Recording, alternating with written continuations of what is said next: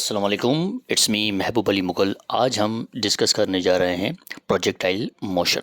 Projectile motion है क्या, इसको हम डिस्कस करेंगे सबसे पहले। और आइडियलिस्टिक प्रोजेक्टाइल मोशन क्या होता है, रियलिस्टिक प्रोजेक्टाइल मोशन क्या होता है, ये दोनों हम आज डिस्कस करेंगे। तो सबसे पहले हम डिस्कस करेंगे projectile motion. Projectile motion two dimensional motion है। जब भी किसी ऑब्जेक्ट को थ्रो किया जाता है in the air at certain angle, तो वो ऑब्जेक्ट जो है वो curve path, parabolic curve path cover up करता है under the influence of gravity.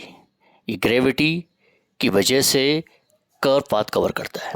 तो उस हिसाब से क्या होता है, ऑब्जेक्ट जो है हॉरिजॉन्टल और वर्टिकल डिस्प्लेसमेंट कवर करता है साइमल्टेनियसली, जिसको हम कहते हैं हाइट और रेंज। ये तब होता है जब आप किसी भी ऑब्जेक्ट को थ्रो करते हो in the air at certain angle. अब आ जाते हैं कि हम जो प्रोजेक्टाइल मोशन डिस्कस करते हैं वो कौन सा होता है, आइडियलिस्टिक होता है या रियलिस्टिक होता है। हम जो डिस्कस करते हैं अपने कोर्स में वो होता है आइडियलिस्टिक, जिसके 3 असम्पशंस हम डिस्कस करते हैं। सबसे पहले हम कहते हैं कि रोटेशन ऑफ अर्थ जो है वो अफेक्ट नहीं करती, क्योंकि अर्थ रोटेट करती है अबाउट एन एक्सिस, तो रोटेशन ऑफ अर्थ जो है वो अफेक्ट नहीं करती प्रोजेक्टाइल को।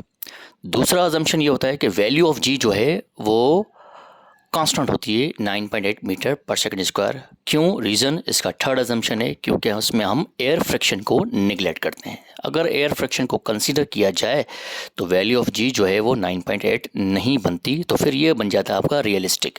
तो हम जो डिस्कस कर रहे होते हैं प्रोजेक्टाइल मोशन वो होता है आइडियलिस्टिक। अब आते हैं थर्ड पॉइंट पर।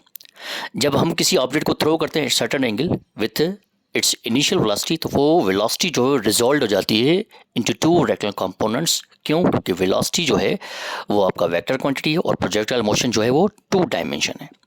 तो एक होता है हॉरिजॉन्टल कंपोनेंट और एक होता है vertical component. Horizontal component of velocity जो है वो कांस्टेंट होता है during whole projectile motion. Reason behind then किसी किस्म का कोई फोर्स एक्सर्ट नहीं करता।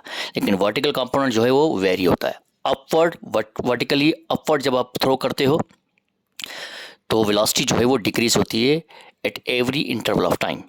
तो उस हिसाब से एक्सेलरेशन प्रोड्यूस होती है, लेकिन उस एक्सेलरेशन को हम कहते हैं डेक्लेरेशन। उस एक्सेलरेशन की डायरेक्शन हमेशा डाउनवर्ड होती है और मोशन ऑफ ऑब्जेक्ट जो है वो अपवर्ड होता है। तो माइनस की साइन लगती है जी पर 9.8 मीटर पर सेकंड स्क्वायर।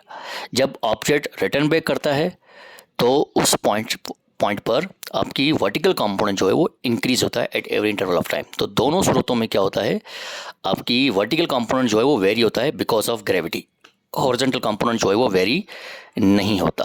अब आता है चौथे पॉइंट पर। तो पॉइंट ऑफ प्रोजेक्शन पर वेलोसिटी क्या होती है, मैक्सिमम।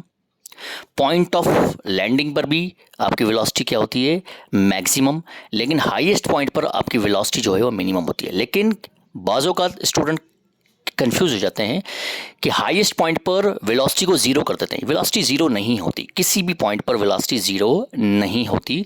हाईएस्ट पॉइंट पर वर्टिकल कंपोनेंट वेलोसिटी का जीरो होता है, हॉरिजॉन्टल कंपोनेंट वेलोसिटी का जीरो नहीं होता। लेट्स सपोज अगर ऑब्जेक्ट को आपने थ्रो किया है 10 मीटर पर सेकंड की रफ्तार से at an angle of 60 degree, तो फिर उसका हॉरिजॉन्टल कंपोनेंट बनता है v0 cos थीटा, जो कि बन जाता है 10 cos 60, और 10 cos 60 बराबर हो जाता है आपका 5 मीटर पर सेकंड।